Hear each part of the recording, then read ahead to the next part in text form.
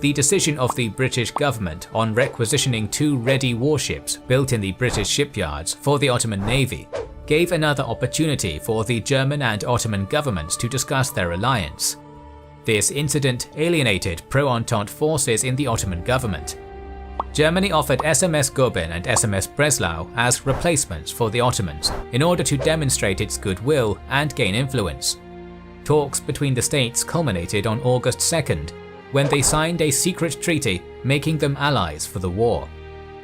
A few days later, the Ottoman government opened the Dardanelles Strait to allow SMS Goeben and SMS Breslau with a German commander and crew to the Black Sea.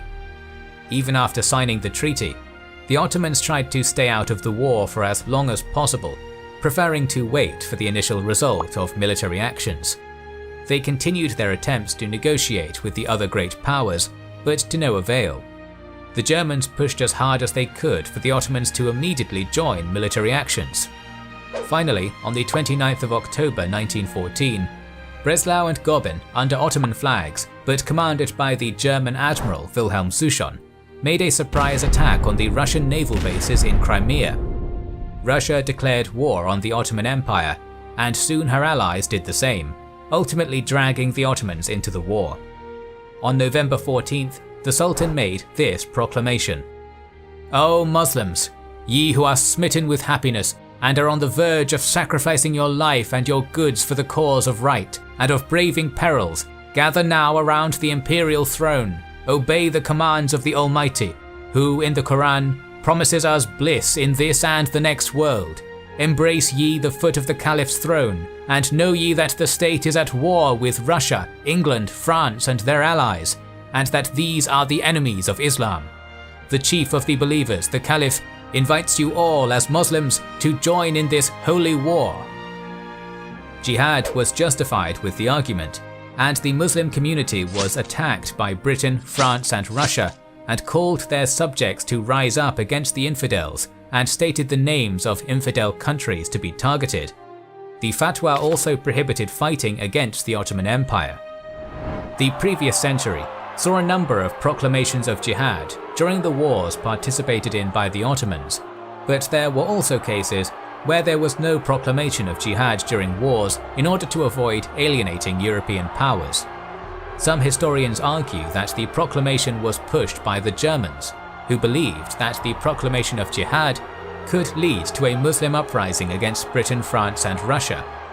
But given the scale of the war, the Ottomans could have themselves decided to proclaim jihad with an aim to gain whatever advantage it could give.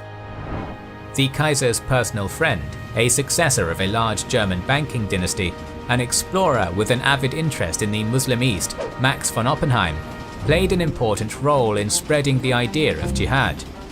He became head of Germany's intelligence bureau for the East, and used his extensive network to bribe and persuade Muslim religious leaders in various countries to issue fatwas of jihad against all infidels, except Austrians, Hungarians and Germans, which was a dubious application of the Islamic law.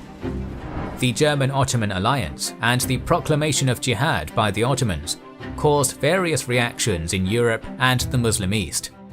The religious authorities in the Entente countries publicly condemned the proclamation. Amidst an overwhelmingly pro-war attitude in Germany, the proclamation was met with enthusiasm in the German media.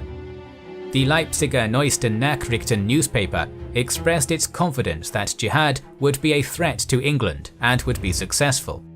A call from the Caliph will be heard as far as Arabia, in Algiers, in Morocco, and the band of shared faith will unite them all. Interestingly, it caused an academic debate among the researchers of Islam in Europe. Prominent Dutch scholar Christian Snoek Herronje attacked his German colleagues for supporting the Ottoman proclamation of jihad in his article called "The Holy War Made in Germany." Snoek had lived in Muslim countries for a significant portion of his life and acted as a colonial advisor in Indonesia for the Dutch. He had a certain affection for the Muslims, and throughout his academic life and civil service, did a lot to improve the lives of Muslims living in Dutch colonies. In the article, he accused his German colleagues of instigating this whole process. Snoek believed in integrating Muslims into European societies, and that proclamation of jihad was detrimental to that. He argued that jihad was a medieval concept which had no place in modern political discourse. In general, Snook was staunchly against using religion for political and military purposes. He criticized German scholars Hugo Grote and Karl Heinrich Becker, who stated in their articles their belief that Germany would help Turkey to rebuild and modernize, while Turkey should support Germany by proclaiming jihad against his enemies, and called the support for jihad a great sin. Snook's article was translated into English and gained significant prominence in the Entente countries, particularly inside academic circles, as the anti-German bloc was engaged in its own propaganda to mitigate the risks of jihad proclamation. In London, The Times published a series of declarations of Muslims in India, including the leader of Nizari Ismailis in India, Aga Khan III, expressing their support for Britain. In Russia, the Mufti of the Caucasus issued his own fatwa condemning the Ottoman jihad. In France, the Revue du Monde Musulman journal published numerous articles and letters from Muslim leaders in North and West Africa, who assured their support to France. One of such was from the Sultan of Morocco, who called Muslims to defend France. So the Entente countries were wary of the potential of the jihad proclamation and took their own steps against it. The Ottoman press was overwhelmingly supportive of an alliance with Germany and Austria. Even prior to the war, Germany already had influence in the Ottoman press, as the newspaper Iktam was controlled by the German embassy. Some publishing houses in Istanbul were owned by German companies. German and Austrian influence increased even more as the printing paper was distributed and rationed by their embassies. This forced many Ottoman newspapers to engage in pro-German and pro-Austrian propaganda. Servet i Fünun, printed in a publishing house co-owned by the Deutsche Orient Bank, praised Germany for transferring 2 warships to the Ottoman Empire in its article called The Muslim World and the Germans, where they also mentioned that, unlike the Entente, Germany had always been respectful of Muslims. Similarly, newspaper Tanin also praised Germany for giving 2 warships to the Ottoman Empire. Apart from applauding Germany for its support to Turkey, early during the war, the Turkish press also tried to conceal information on the German defeat at the Marne and spread propaganda about German victories.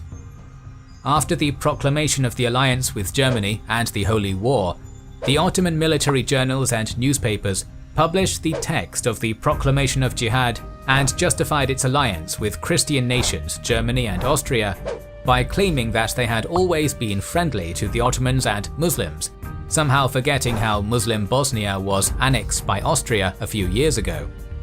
The Ottoman press also reported on good treatment of Muslim POWs in Germany, which was the policy enacted under the advice of Max von Oppenheim.